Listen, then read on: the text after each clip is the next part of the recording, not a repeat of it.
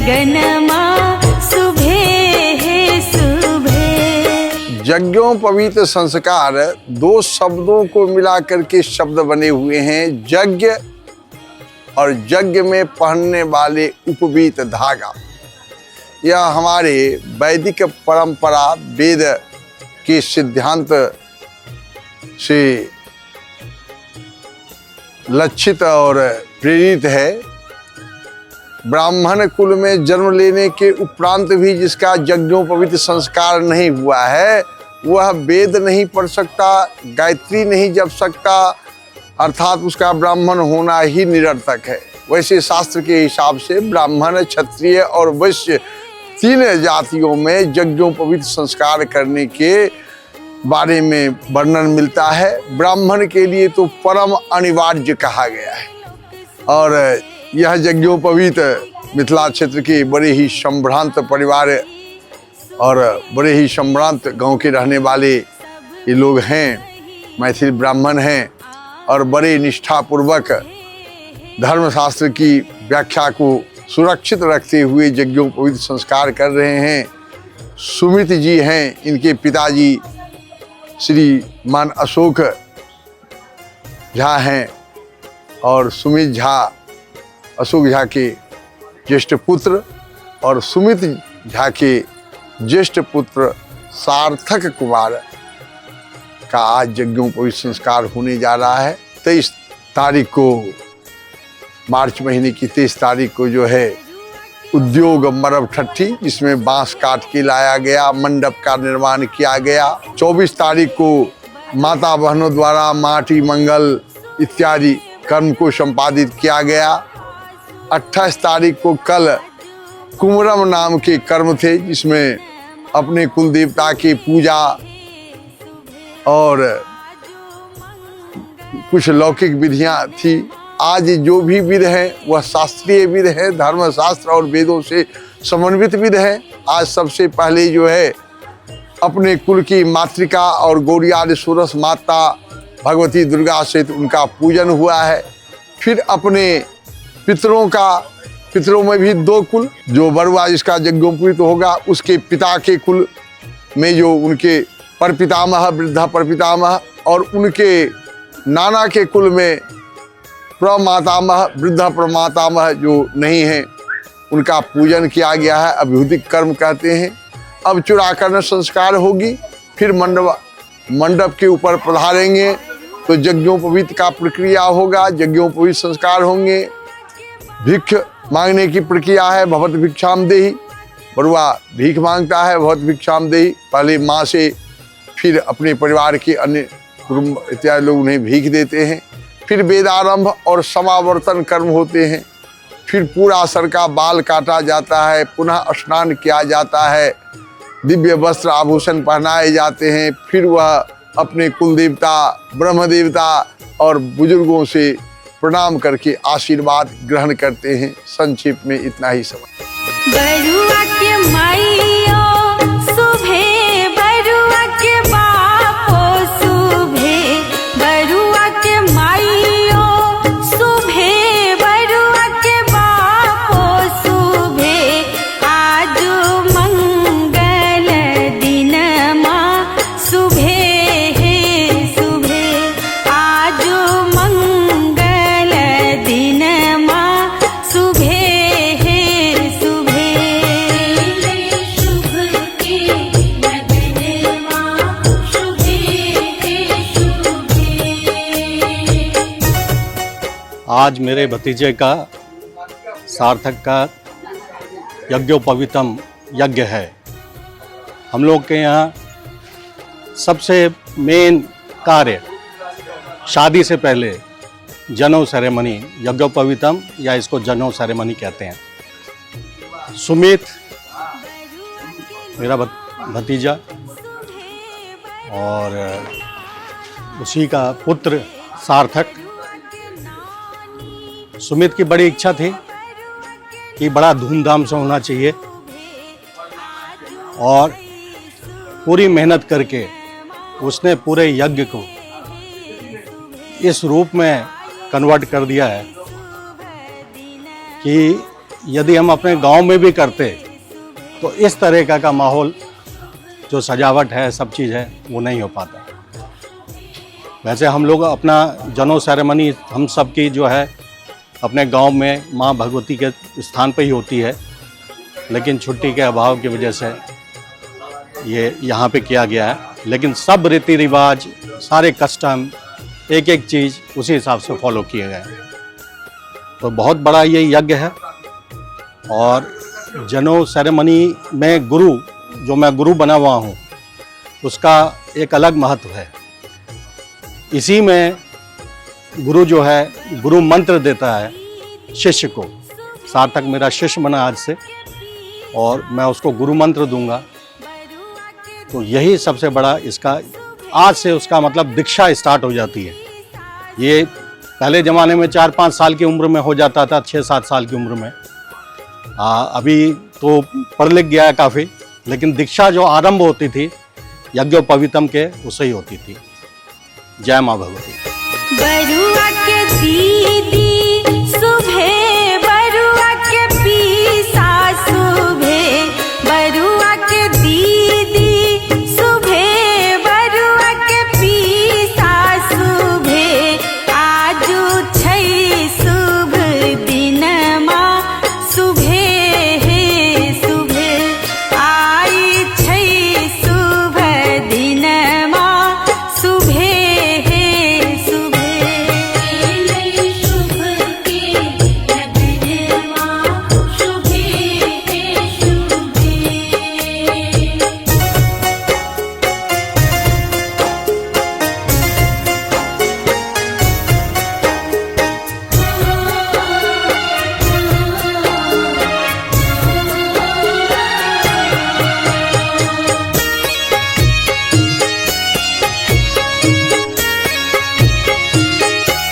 बरुआ के काकी सुबह, बरुआ के काका सुबह, बरुआ के काकी सुबह, बरुआ के काका सुबह। आजू मंगल दिन माँ सुबह है सुबह, आजू मंगल दिन माँ सुबह है सुबह। शुभ के लगन माँ शुभ है शुभ। क्योंकि हम लोग मैथिल ब्राह्मण हैं, और वैसे ब्राह्मण तो दक्षिण भारत में भी है, बनारस में भी है, लेकिन हम लोगों का थोड़ा जनेऊ संस्कार पे बहुत ज़्यादा महत्व है। जनेऊ संस्कार एक सर्टेन एज तक बच्चे का कर दिया जाता है, क्योंकि ज़्यादा बड़ा हो जाता है तो फिर बड़ा अनकंफर्टेबल फील करता है वो। तो हम लोग चाहते हैं कि भाई वो ज़्यादा बड़ा ना हो, 8 या 10 साल की उम्र तक हो जानी चाहिए उसकी जनेऊ संस्कार। और जनेऊ संस्कार करने से उसको एक तरह से ये कहा जाता है कि अब वो एक्चुअल ब्राह्मण हुआ है। ब्राह्मण परिवार में पैदा होने से ही ब्राह्मण नहीं हो गया। उसके ये संस्कार जो हैं, जनेऊ संस्कार, उपनयन संस्कार, इसकी वजह से उसके अंदर वो सारे गुण आ जाते हैं जो एक ब्राह्मण के गुण होने चाहिए। और वो उसको सिखाया जाता है कि ब्राह्मण का मेन काम क्या था, भिक्षा मांग के खाना और दूसरों को ज्ञान देना। तो अब भिक्षा मांग के तो कोई खाता नहीं है, ज्ञान जरूर देते हैं, लेकिन यह है कि वो प्रोसेस इस उपनयन संस्कार में भिक्षा मांगने का होता ही है। गांव में तो 4-5 दिन घर घर जाके भिक्षाम देही बोल के भिक्षा लिया जाता था। अब यहाँ शहर में क्या है कि यहीं पे लोग भिक्षा दे देते हैं, तो इसलिए इसका महत्व बहुत ज़्यादा है। और उसके बाद आदमी क्वालिफाइड हो जाता है। जब हम लोग कहते हैं ना कि 5 ब्राह्मण हमें चाहिए भोज के लिए, तो अब ये बच्चा ब्राह्मण भोज खाने के लिए क्वालिफाइड हो गया।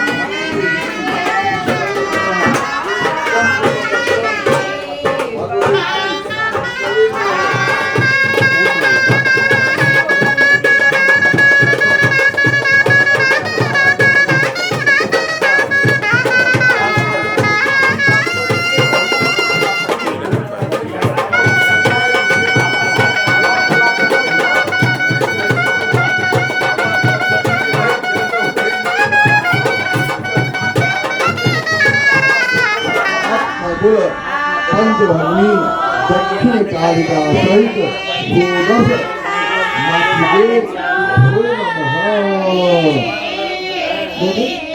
पुनः प्रियक भगवती को प्रणाम करिए। ओम सर्वमंगलमांगल्ये शिवे सर्वार्थ साधिके शरण्ये त्र्यंबके गौरी नारायणी नमोस्तुते। शरणागत दीनार्थ परित्राणपरायणे सर्वशास्त्रहन्ते नारायणी नमोस्तुते।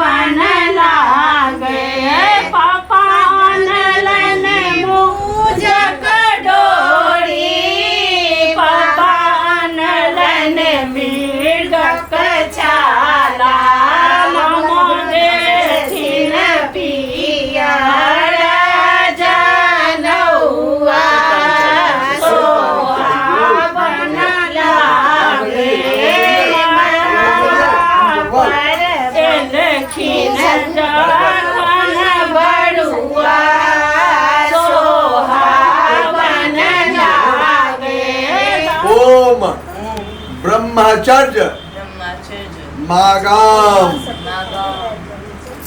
अपने कहियो सरकार ओम ओम ब्रह्मचर्य ब्रह्मचर्य मागाम। मागाम। फिर कहियो ओम ब्रह्मचर्य सानी।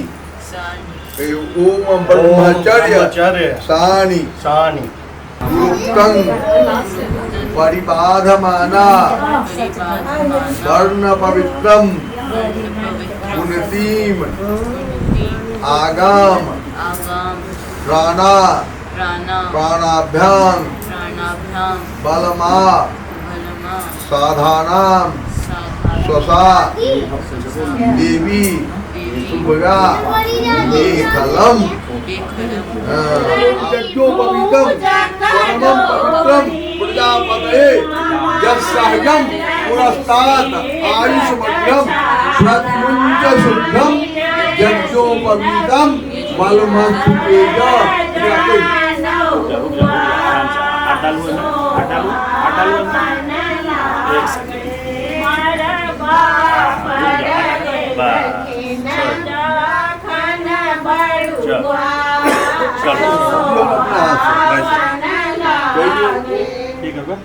अपना हाथ से उनका हाँ कहियो कहियो ओम ओम मैं वो पढ़ी ओम ये यो में दंडः परापतद परापतद परा पतद वह्यायसो अशी भूयाम तमहम पुनरादद आयुके ब्रह्मणे ब्रह्मवर्चाय।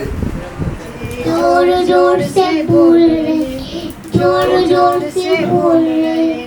गणपति मोरिया जोर जोर से बोल रहे थे। गणपति बप्पा मोरिया राधे कृष्ण राधे कुमारस्य रहा कर्तव्य उपनयन ओम कर्मणि नारे चलो सखी खाबा मारा भागी पासो हवन लागे आजुआ बधा पूरा मंगल सुहावन लागे ललना रे चलो सखी खाबा मारा सोहावन लागे। ब्राह्मण बाबू या कन्या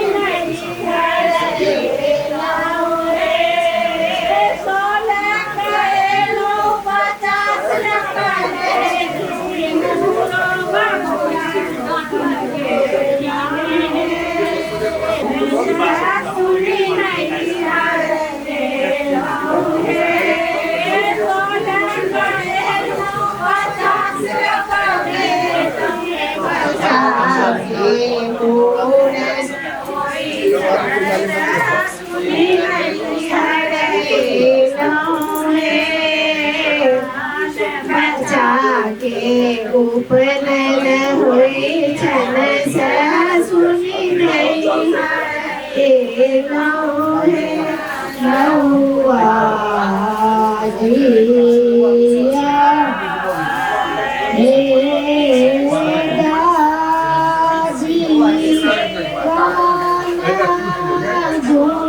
सोना पिया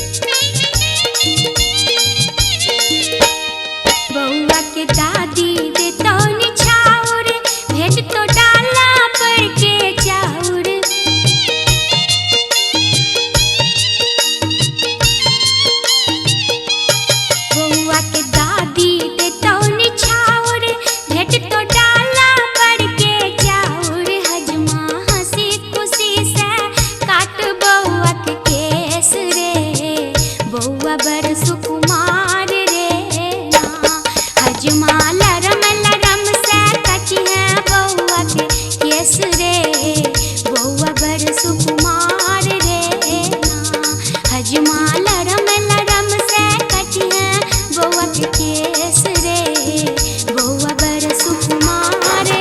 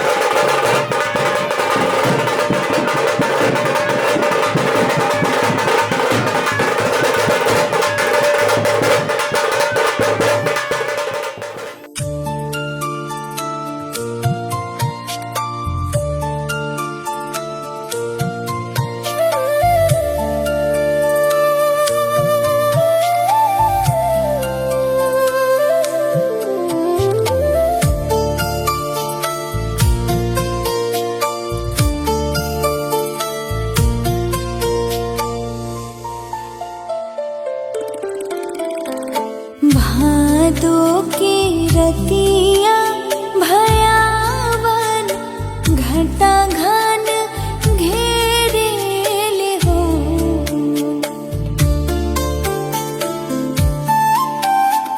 भादो की रतिया भयावन घटा घन घेरेल हो ललना चम चम चमके बिजुलिया डगर नाही सूझे लहू ललना चम चम चमके बिजुलिया डगर नाही सूझे लहू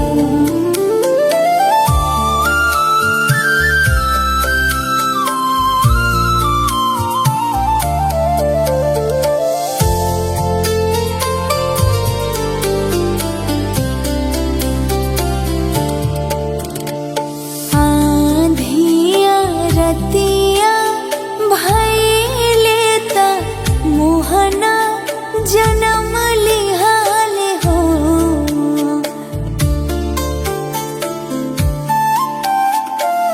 आधिया रतिया भइले त मोहन जन्म लिहाल हो ललना खुली गईले जिनकी फटकवा पहरदार सूती गईले हो ललना खुली गईले जिल के फटकवा पहरदार सूती गईले हो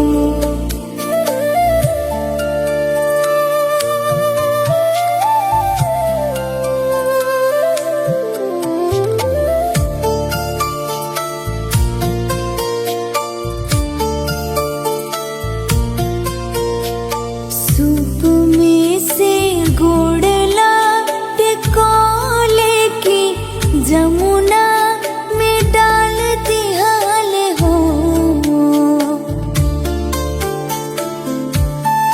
सूप में से गोड़ला टेकोले ता जमुना में डाल दिहाल हो ललना जमुना के जल भैले थोरता वासुदेव पार भैले हो ललना जमुना के जल भैले थोरता वासुदेव पार भैले हो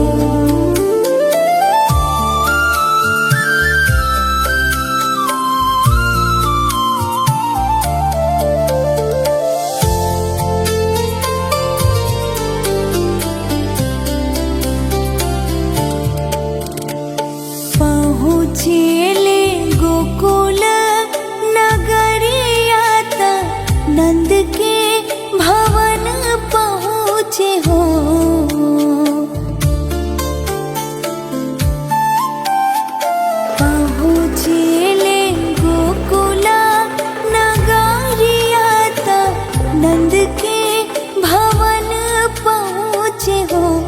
ललना यशोदा की गोदिया सुतावेता हियाले मथुरा आइले हो।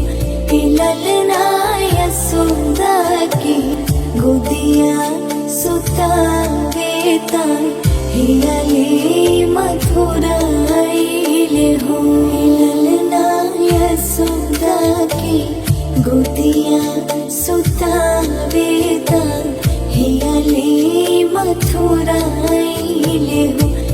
ललना यशोदा की गोदिया सुतावेता हियाले मथुरा